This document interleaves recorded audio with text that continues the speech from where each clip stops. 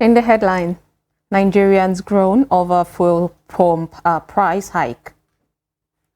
Troops rescue 40 abductees in Zamfara state. Troops seize over 1,000 cows, sheep grazing in Mangu farmlands. And on the foreign scene, Kenya closes schools over tax hike protest. Hello and welcome to Trust TV News Update. I am Sumaya Abubakar.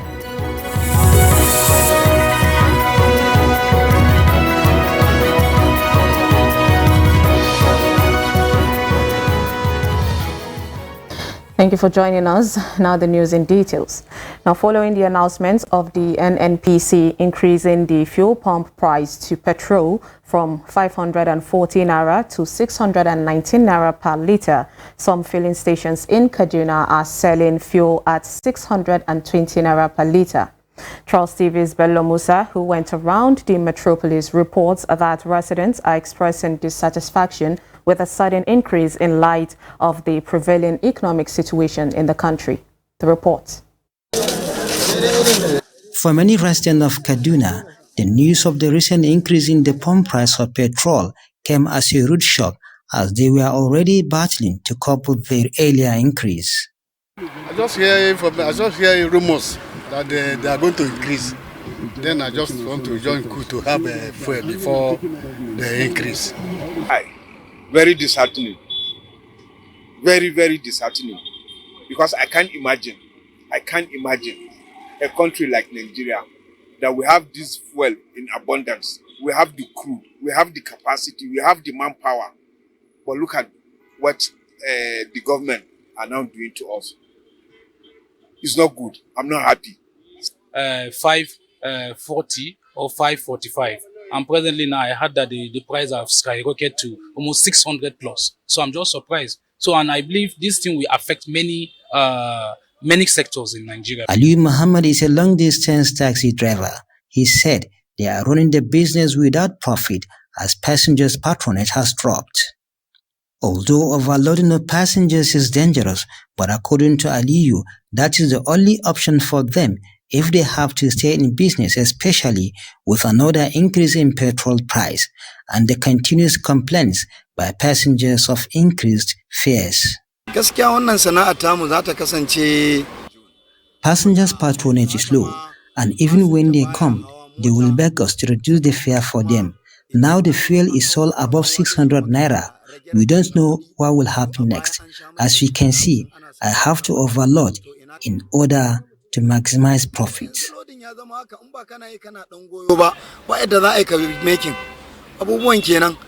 While kicking against the proposed 8,000 naira subsidy palliatives to Nigerians by the federal government, the motorists urged the federal government to provide lasting solution to the issue of PMS price, since Nigeria is an oil-producing state.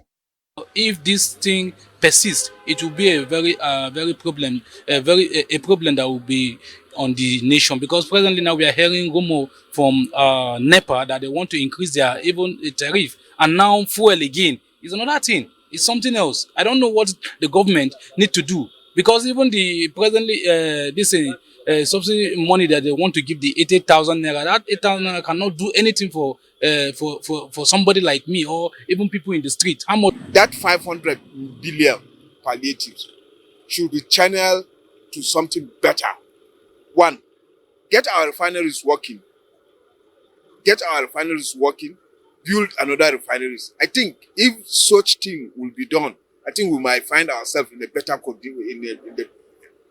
position. This motor is not my own. It's an office motor.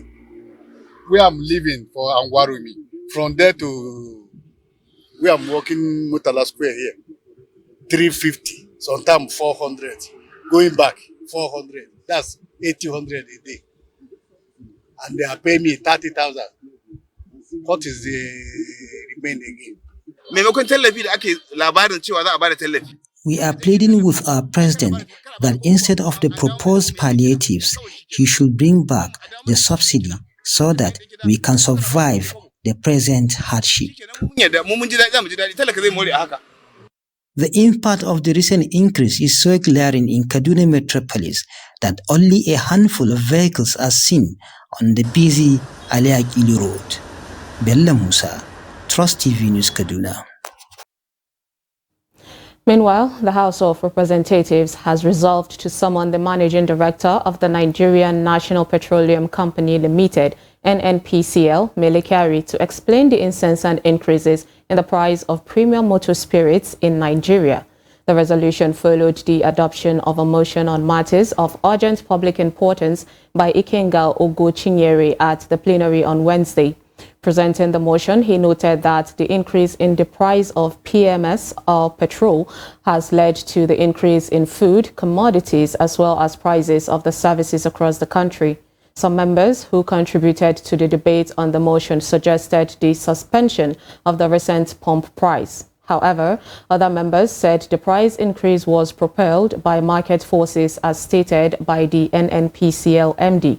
The Deputy Speaker, Benjamin Kalu, who presided over the plenary, agreed that the House has no power to fix or suspend the pump price of PMS. The House adopted the motion and referred to the House Committee on Petroleum Resources when constituted to look into the circumstances leading to the increments and how best to apply palliatives to alleviate the sufferings of the Nigerian people. The troops of the Operation Hadarin Daji have rescued 40 hostages at Kyare, Karam, and Alkama villages in Bukuyum local government area of Zamfara State, northwest Nigeria. The feat was recovered on 17 July 2023 following an intelligent report that suspected terrorists had kidnapped unspecified numbers of persons from villages around Bukuyum local government area of Zamfara State. Troops immediately mobilized for a fighting patrol and established blocking positions around the terrorist withdrawal routes at Kairu, Karam, and Alkama villages in the Bukuyum local government area of the state. The troops, however, made contact with heavy firefights which lasted for hours, forcing the terrorists to flee and abandoned their victims. The rescued kidnapped victims, numbering 40, dispersed and have since reunited with their families, while 10 of the victims were handed over to the Sarkiongwashi to connect them with their family, respectively. Also, troops of Operation Safe Haven, maintaining peace in Mangu local government area of Plateau State, have arrested over 1,000 cattle and sheep grazing on farmlands in the area.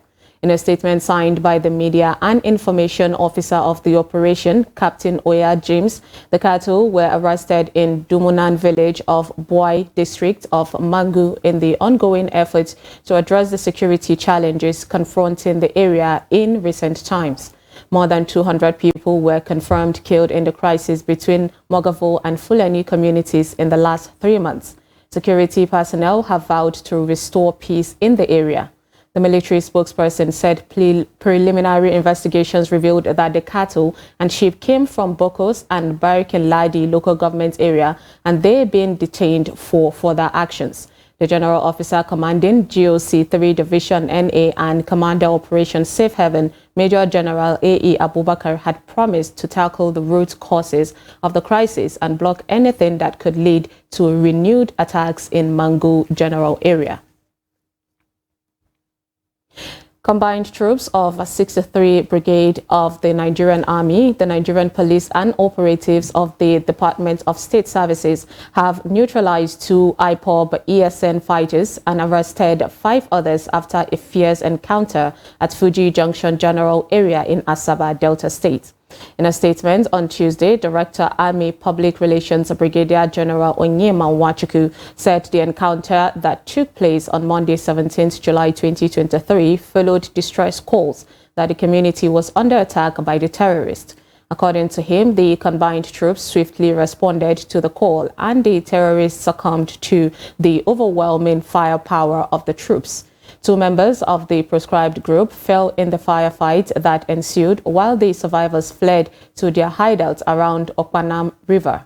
The troops successfully trailed them to their enclave in a house around Okpanam River where they were nabbed. They also recovered one AK-47 rifle, one pump-action semi-automatic rifle, 15 live cartridges, one AK-47 rifle magazine, and a boyfriend radio receiver. Brigadier General Onyema Nwachukwu implored members of the public to continue to cooperate with the security agencies by providing actionable information to support their operations to tackle security challenges. The shop owners and truck drivers in Jalingo, Taraba State are trading words over parking of the trucks in front of their business premises. Shop owners are accusing the drivers of blocking them from customers. The report. Shop owners in Jalingo said indiscriminate parking of trucks in front of their business premises is blocking customers and negatively affecting their businesses. The chairman, National Association of Road Transport Owners, NATO, Jalingo Local Government Branch, Abubakar Audu, said lack of parking space is the reason they are parking in front of the shops. He expressed hope that the state governor, Agbu Kefas, will complete construction of trailer park started by the previous administration of Darius Ishaku within the shortest possible time. The previous governor has tried his best, and when the new government came in, they inspected the parks and made it mandatory for us to be using the car park instead of parking on the road. It really go a long way to cushion the hold-up being faced in the city. The sector commandant FRSC called on road users to adhere to the guidelines stipulated on using the highway. No law will permit anybody to sell or hawk along the major streets, major highways. One, the law is against it. Two, it's dangerous to your person. This is a route where trailers pass, cars pass, keke napep pass, tricycles pass. So, hawking at those particular areas you're endangering your life, because there's that possibility that a vehicle can fail brake and ram into people, and you know what it means. The management of the Federal University Gusau Fugus in Zamfara State has expelled 7 students and rusticated 6 others for alleged gross misconduct.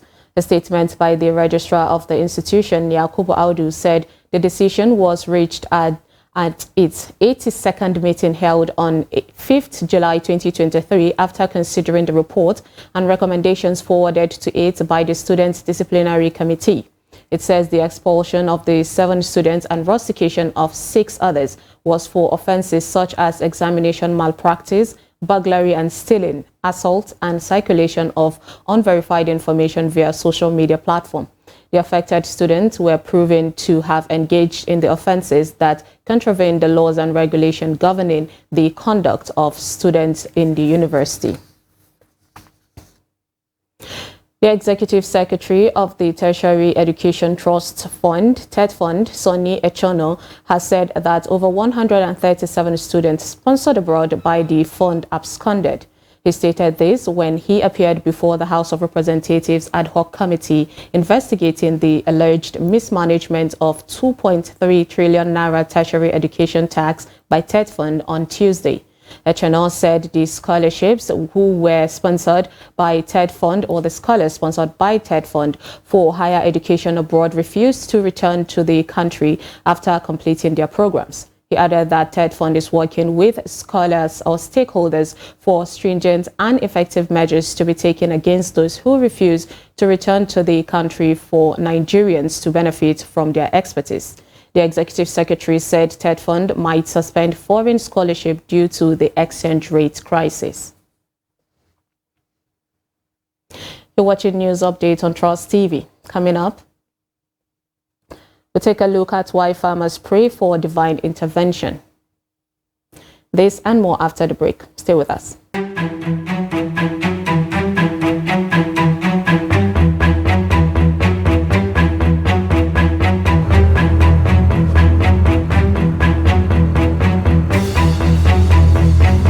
How do they come to Nigeria? They have to come through Niger Republic.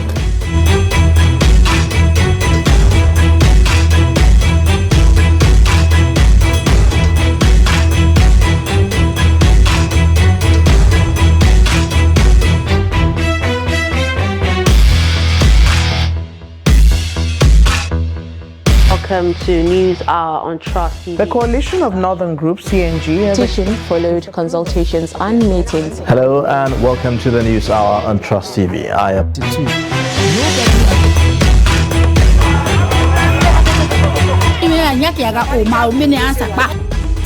Where do they get what? How do they survive? Kidnapping is just an extension of catch rustling.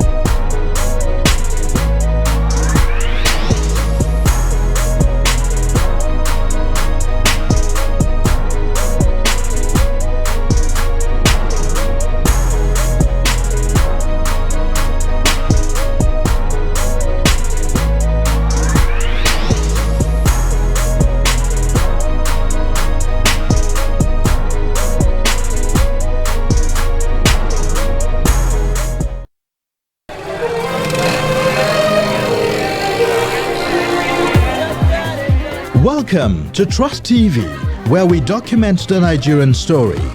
Our programming showcases the rich culture and diversity of Nigeria. We strive to amplify the voices that make our nation unique.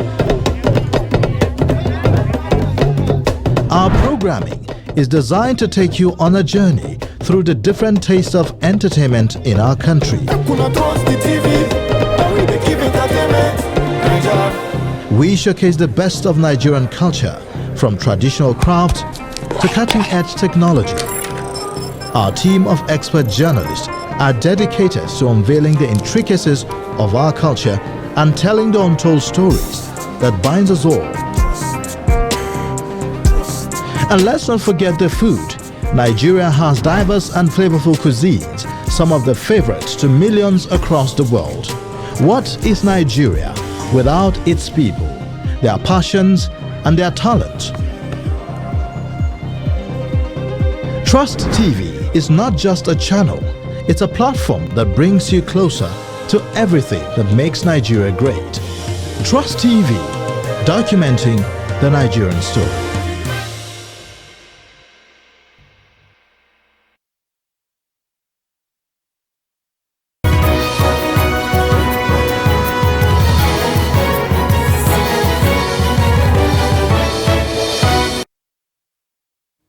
Welcome back. If you're just joining us, this is News Update on Trust TV. And here is a recap of our top stories. Robot Nigerian groan over fuel pump price hike. And troops rescue 40 abductees in Zamfara State. And moving on to more stories. Residents of Gudito village in Auyo local government area of Jigawa State want the state government to step in and mitigate the threat of flood that continues to ravage the community. Trust TV's correspondent Idris Jibrin reports that some residents are yet to rebuild their homes 1 year after the last disaster. His report. Abdullahi Salihu had completed this house, hoping to take his first wife. Unfortunately, the last year's flood destroyed his new home and wiped out his farmland. To date, Abdullahi is yet to fix another date for his wedding. Honestly, the flood that came last year has not been kind. I wanted to marry, but after this incident, the wedding was postponed. Now I don't know when to fix it again. In 2022, flood waters had covered large part of Jigawa State, affected thousands of villages and towns. Now 1 year after, residents like Alhassan Gudito are still trying to rebuild their houses.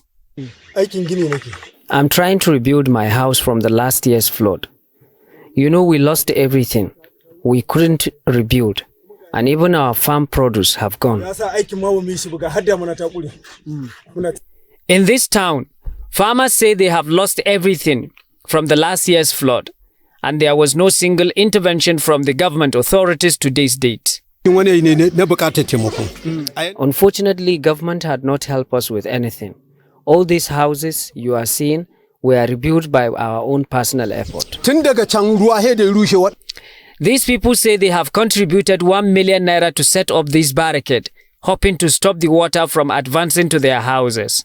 Last year we contributed 1 million naira to set up this barricade. But this year we don't even have the money to do that. Therefore, if the flood came, we don't know where to put ourselves. Although still trying to rebuild, but these people are worried about their future, their family, and their farmlands should the flood waters arrive again this year.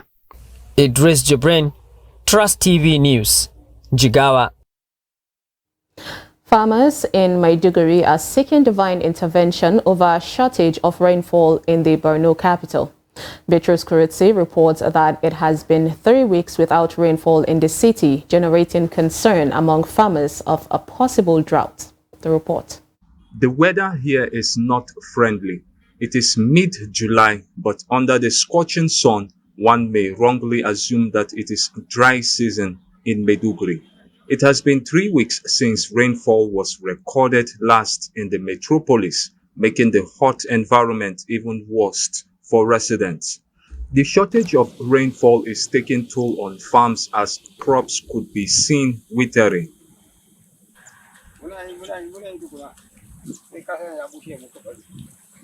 A farmer, Malam Bukar, said he hardly comes to the farm, but because it rained in some remote parts of town the previous day, he decided to come in anticipation of possible rain. Didn't come to my farm because there was no sign of rain. As you can see, the maize I planted are becoming dry. We pray that God forgive us our sins and send down the rain for our crops to grow. Because if we lost this season harvest, prices of food will be more costlier than now.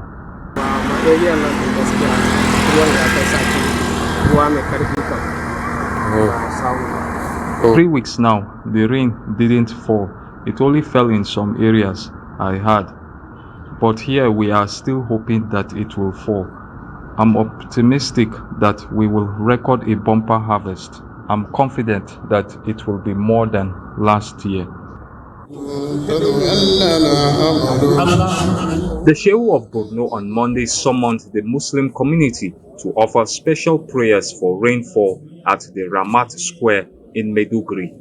For now, farmers remain prayerful and hopeful that the rains will come and the farmlands will be wet again. Beatrice Kuruti, Trust TV News, Maiduguri.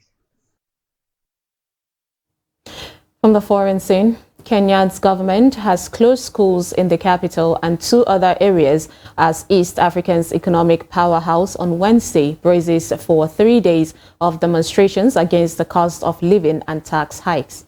2 rounds of protest earlier this month descended into violence when police fired tear gas canisters and in some cases live rounds at the crowds. At least 15 people were killed and hundreds were arrested.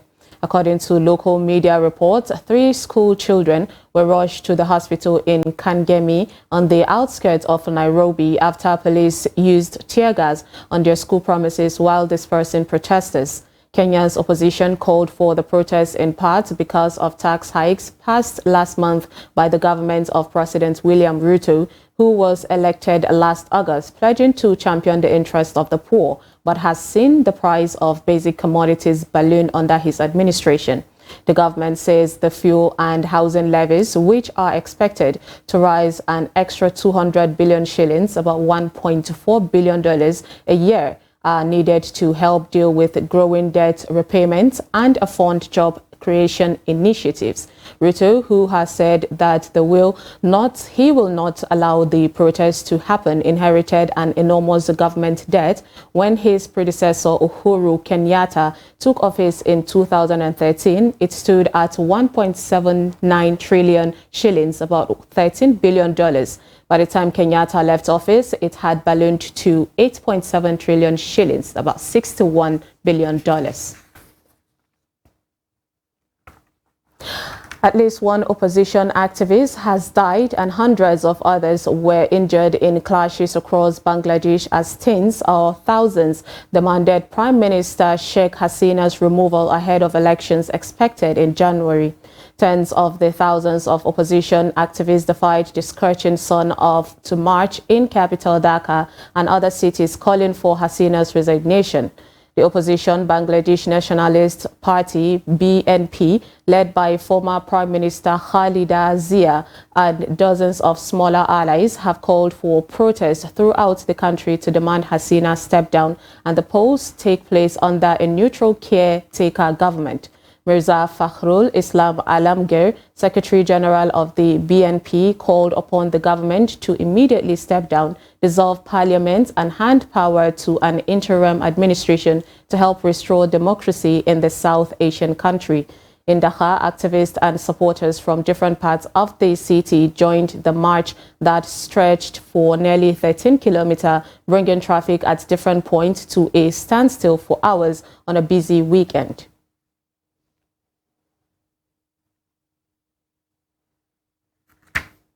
And finally, in sports, Nigerian 100-meter hurdles world record holder Tobi Amusan has vowed to fight after being charged with missing 3 doping tests.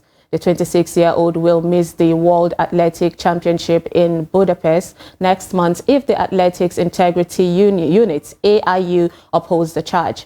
The double Commonwealth Games gold medalist denies taking performance-enhancing substances. Amusan set a new world record in 100-meter hurdles at the World Championship in Eugene, Oregon in July 2022, crossing the line in 12.12 seconds. Athletics works to a 3-strikes rule, and it is alleged that Amusan missed that number of doping tests in the space of 12 months. World Athletics anti-doping rule states any athlete failing to declare their whereabouts for a doping test on 3 occasions over a 12-month period is ineligible to compete for 2 years, subject to a reduction to a minimum of 1 year depending on the degree of fault. Amusan won the Diamond League meet in Silesia on Sunday, her second win in the series this season after a victory in Stockholm. And with that, we wrap up news updates on Trust TV. Do not forget to follow us across all our social media platforms. I am Sumaya Abubakar. Thanks for watching.